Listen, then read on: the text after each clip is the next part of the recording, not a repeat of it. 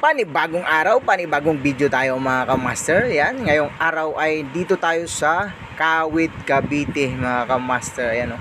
Rarating lang namin sa area at napakaganda ng ng pwesto na to.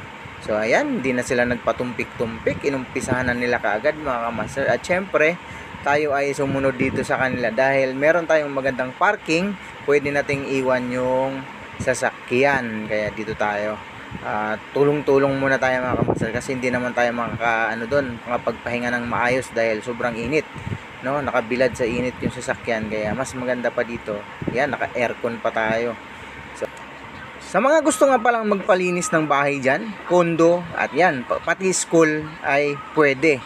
Yan, i-search lang ang Condo Care PH mga kamaster. So ayan, humahataw na nga ng vacuum si Birthday Boy. Ayan, oh. Papakyut pa yan si Birthday Boy. At ako naman ay titirahin ko yung dalawang lamesa sa kitchen na maghapon ko ng pupunasan yan para hindi ako mainip doon sa sasakyan mga kamaster. Tanghalian na nga at kailangan na namin kumain dahil nagugutom na kami. At nakita namin ang budget meal na ito na halagang 99 pesos. Meron ka ng ulam at meron ka ng soft drinks na may unlimited rice pa siya mga kamaster. At syempre, matatagpuan lang yan dito sa Advincula Street, no mga kamaster, sa boundary ng Imus at Kawit, no, na malapit sa Unit Top. Ayan, no, daming ulam na pagpipilian mo. Yan, pasok lahat yan sa halagang 99.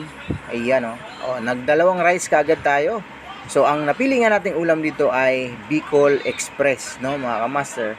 So ayan si Birthday Boy. Ayan, masaya si Birthday Boy ngayon. At syempre, ayan, bali apat nga kaming magkakasama mga kamaster. Ako bilang isang driver at syempre tatlo silang cleaners. So ayan, tapos na nga ang aming break time at kailangan na naming bumalik sa trabaho para matapos na namin. So marami pa kaming gagawin. Ayan, medyo malaki pa ang aming babalikan na trabaho mga kamaster. So kailangan na naming umpisahan. Ayun, si ma'am naglalakad-lakad, nagche-check doon sa bandang kabila. So ayan, nagwawalis na si Birthday Boy.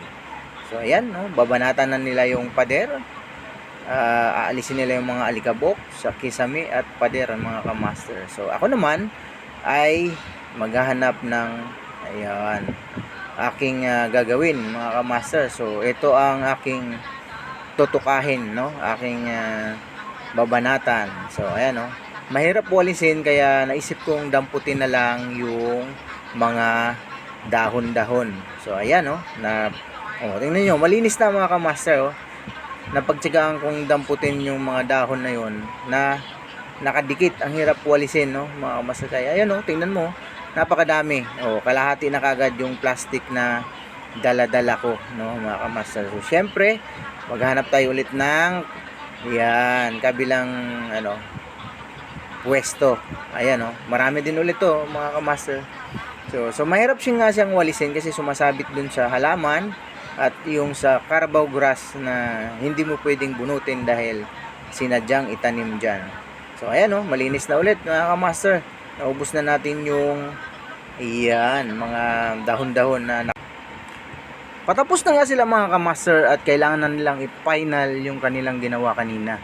Yan, binalikan na nila para i-final, para mapacheck sa client kung magiging okay ba ang kanilang linis o hindi. So tapos na nga kami at hinihintay na lang namin ang client para i-check.